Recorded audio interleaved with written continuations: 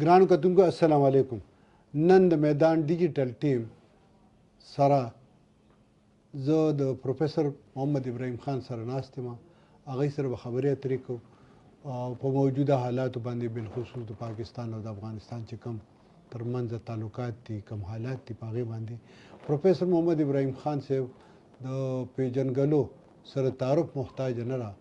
هغوی یو ډېر اوږد سیاسي سفر دی. د تعلیم مکمل کېدو نه وروسته هغوی په ګومل یونیورسټۍ کې پروفیسر و د جرنالیزم ډپارټمنټ، او د هغې نه وروسته بیا هغوی د جماعت اسلامي کارونو ته ځان وقف کړی دی. څو ځله د جماعت اسلامي خیبر پښتونخوا امیر پاتې شوی دی، مرکزي نایب امیر پاتې شوی دی. د میا توفیل صاحب نه واخله تر اوسه پورې د حافظ صاحب پورې هغوی د ټولو مشرانو سره کار کړی دی او یو ډېر غټ نوم دی. نن به موږ هغوی سره خبرې کوو او خبرې ورسره په دې وجه کوو چې هغوی په دې تېرو 40-45 کالو کې د افغانستان حالاتو نه ډېر زیات باخبره دي. نن حالات داسې دي چې د افغانستان او د پاکستان ترمنځ تعلقات لږ ډېر زیات ښه نه دي. نو په هغې باندې به ورسره خبرې کوو. پروفیسر صاحب ډېره مهرباني. اوسني حالات چې داسې دي چې د پاکستان او د افغانستان په دې موجوده حالاتو باندې تاسو څه وایي؟ بسم الله الرحمن الرحیم. ټولو نه اول خو زه د میدان ډیجیټل د ټیم او ستاسو شکریه ادا کوم. ډېره مننه چې تاسو زما خیالات قوم ته وړاندې کوئ د خپل ډیجیټل دغه په ذریعې، رسنۍ په ذریعې. حقیقت دا د افغانستان د ډېرو لوړو ژورو نه تیر شو.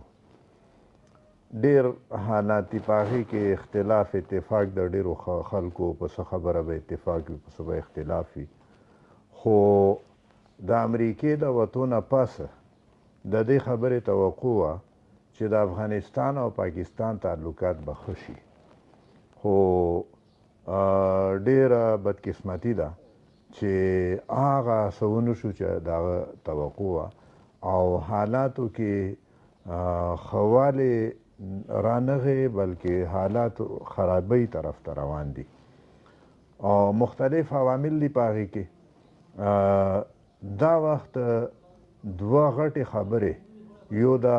افغان وګړو د پاکستان نه ستنېدلي، او دویمه د رمضان په میاشت کې، بلکې رمضان نه یوه هفته یوه اونۍ مخکې په پوله باندې، برید باندې چې کوم حالات او واقعات پیښ شو. زما په فکر دا دواړه څیزونه داسې دي چې حالات د تعلقاتو په خرابېدو کې د هغه ډېر لاس دی. زموږ وفاقي حکومت چې کومه پالیسي اختیار کړه د افغانانو په بیرته ستنولو باندې، دا د پاکستان د مفادو هم خلاف ده او د پاکستان د قانون هم خلاف ده. زما په خیال د پاکستان او افغانستان مفادات یو بل ته ډېر ورته دي. په کم څیز کې چې د پاکستان مفاد دی، په هغې کې د افغانستان هم مفاد دی، او په کم څیز کې چې د افغانستان مفاد دی، هغه د پاکستان هم په مفاد کې او په ګټه تمامیږي. زموږ وفاقي حکومت دې ته فکر نه کوي، دې ته سوچ نه کوي، او افغانان دلته د 40-50 کالونه میشته دي، او په دې کې ماشومان پیدا شو او هغه زلمي شو، او د پاکستان سیټیزنشپ ایکټ 1951 د دې 4مه دفعه ده، دا د پاکستان شهریان دي. دا د پاکستان د قانون هم خلاف کوي زموږ حکومت چې هغوی په زور د دې ځای وباسي، او بیا یو طرف ته په سرحد باندې، په تورخم باندې د افغانانو کډې ولاړې دي، او بل طرف ته سرحد بند شو. نو اوس دومره خو پکار ده چې تاسو د پنجاب نه هغوی راوباسئ او تورخم ته یې رسوئ. نو دلته خو بیا پرېږدئ، دلته خو دا لارې ورته مه بندوئ، دا لارې هم په هغې باندې بند کړې، او بیا د بندېدو سبب څه دی؟ وایي افغانستان حکومت په خپله خاوره د پولې سره نږدې، چې زموږ د حکومت وینا دا ده چې په دې باندې اتفاق شوی چې دلته د پولې سره نږدې به موږ هم په خپله علاقه کې څوکۍ نه جوړو، هغوی به هم نه جوړوي. هغوی څوکۍ جوړول شروع کړه. څوکۍ جوړول درست دي او که غلط دي د ځان له خبره، خو څوکۍ جوړولو باندې ستا اعتراض دی نو ته فورا ټوپک ته لاس کړي او ته ډزې شروع کړي او بیا د هغه طرف نه هم ډزې کېږي او بیا د پولې یو طرف بل طرف ته او ولس په هغې کې د ډزو په دغه کې زد کې راځي نو دا دویمه غټه زمونږ اشتباه ده او غلطي ده زمونږ د حکومت چې هغوی دا کار کوي د هغې په وجه تعلقاتو کې ډېر خرابې راغی موږ اوس هم وایو چې زمونږ وفاقي حکومت لږ دا کل نه کار واخلي او زمونږ فوج یعنی وفاقي حکومت هم داسې ویلی نشي چې زما اختیار نشته نو ګوته خو وفاقي حکومت ته نیولی کېږي خو په حقیقت کې فوج پروت دی په دې بارډر باندې او د هغې د وجې نه دا حالات خرابېږي موږ هغې ته هم لاخواست کوو چې داسې حالات پیدا شي چې زمونږ تعلقات ښه کېږي او تاسو داسې ګام واخلئ چې د هغه نه هغه حالات نور هم خرابۍ ته روان شي دا تشویش هم دی موږ ته او موږ غوښتنه هم کوو او هیله لرو چې هغوی لږ دا کلنه کار واخلي او په خپل ګاونډ کې د خپل ځان دپاره خپل دوست چې جوړېدونکي د هغه نه دشمن جوړ نه کړي هلته کې په افغانستان کې هم داسې حالات دي چې د هغوی هغه حکومت کیپیسټي ډېره کمه ده هلته کې چې کوم خلک تللی د هغه ډېر زیات د ستونزو سره مخامخ دی نو تاسو څه وایئ چې په دې ساعت کې پاکستان ته څه کول پکار دي افغانستان ته څه کول پکار دي او د 1981 نه په دې مخ باندې د دې افغان وګړو خدمت کم و که زیات و هغه ملل متحد او UNHCR کو تاسو هغې ته څه وایئ لکه ستاسو د دې خبرې سره زما اتفاق دی چې افغانستان کې حالات ښه نه دي ما د خپل دغه ذکر وکړو چې ذمه دار خو وفاقي حکومت دی خو اختیار د هغې په لاس کې کم دی خو هغې دا خبره کولی نه شي دغه شان به زه وایم چې افغانستان کې حالات خراب دي خو په کابل کې چې څوک په واک کې دي هغه داسې ویلی نه شي چې حالات خراب دي هغوی وایي چې موږ امن راوستی دی هغوی وایي چې موږ دلته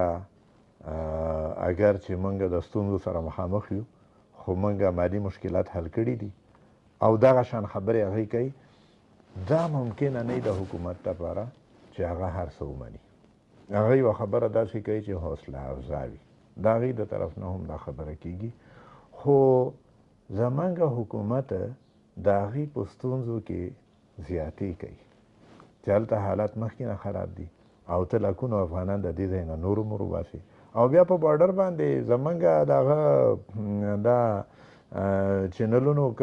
خلک ځي او هغوی د هغې نه انټرویوګانې اخلي داسې افغانان چې هغوی ته پښتو ژبه فارسي ژبه نه ورځي په پنجابۍ کې خبرې کوي دا ته ورپورې وباسي او ستونزو کې نور هم اضافه کوي نو دا بیا نه ده پکار زمونږ حکومت هم لږ برداشت نه کار اخیستل پکار دي او هغې په مشکلاتو کې اضافې په ځای هغې دپاره اسانتیا پیدا کړي زه ستاسو په خبره اضافه کوم دا 15 اگست 2022 15 اگست 2022 دا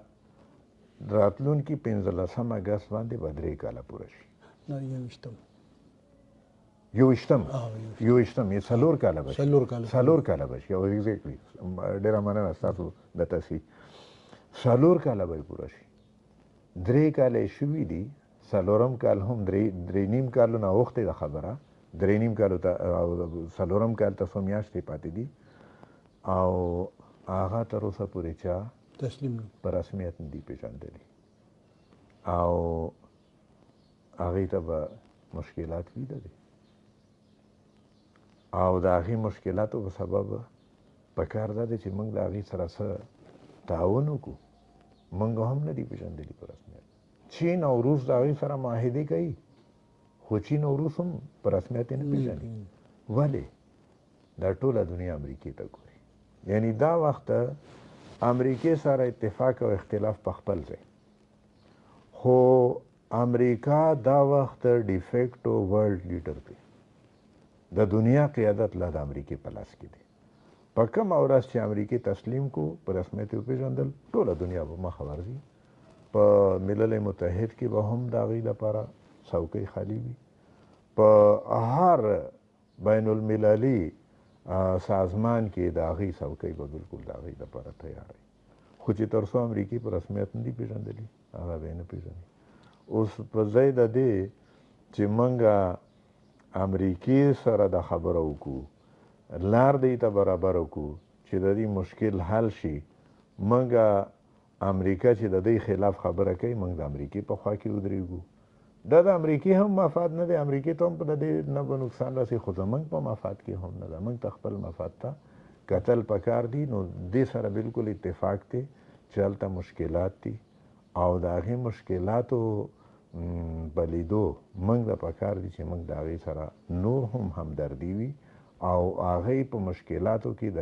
اضافې په ځای دا کوشش وکړو چې د هغې مشکلات حل کولو کوشش وکړو. جماعت اسلامي په ماضي کې چې کله په افغانستان کې مسلې راغلي دي کشالي راغلي یو ډېر غټ کردار یې ادا کړی دی. د هغه د افغانانو هغه مسلې کشالې د هغې هغه مشکلات هغې دنیا ته خولي. اوس په جماعت اسلامي په دې باندې څه کول غواړي ځکه چې اوس ډېر زیات حالات خراب دي موږ تلو هغې ته اوبه هم نه ورکوي. بالکل زه په خپله په مارچ 2022 کې تللی یم کابل ته او په د ځمکې د لارې تللی او کوم مشکلات چې دي هغه ما په خپلو سترګو لیدلي دي او دا یعنې دا د هغه په دې کې موږ زموږ امیر صاحب بیا د خپل حکومت نه دا غوښتنه کړې ده چې تاسو موږ ته موقع راکول غواړئ نو موږ ستاسو په منځ کې خبرې کولی شو او مشکلات حل کولو مسایل حل کولو کې موږ خپل کردار ادا کوو خو په هغې کې ستاسو طرف نه اجازت دا ضروري دی. د هغې بغیره که موږ هر څومره کوشش وکړو په هغې کې به موږ کامیابۍ ته ونه رسو. طالبان حکومت سره ستاسو رابطې رابطې اوس دا وخت یعنې موږ اول سر کې کوشش کړی دی څه امدادونه هم تلي دي خو بیا زموږ د حکومت د پالیسۍ په وجه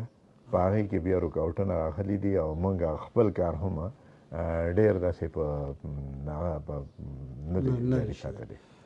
ګرانو کتونکو تاسو د پروفیسر صاحب خبرې واورېدې. حقیقت دا دی چې جماعت اسلامي هم د ټولو نورو سیاسي جماعتونو یو قدم وړاندې ده. هغوی هم غواړي چې د پاکستان او د افغانستان تعلقات ښه شي د افغان ولس او د افغان وګړو مشکلات حل شي. خدای دې وکړي چې داسې وشي ځکه چې دواړو ملکونو ترمنځ که تعلقات ښه شي نو په دې منطقه کې به ډېر ښه امن راشي.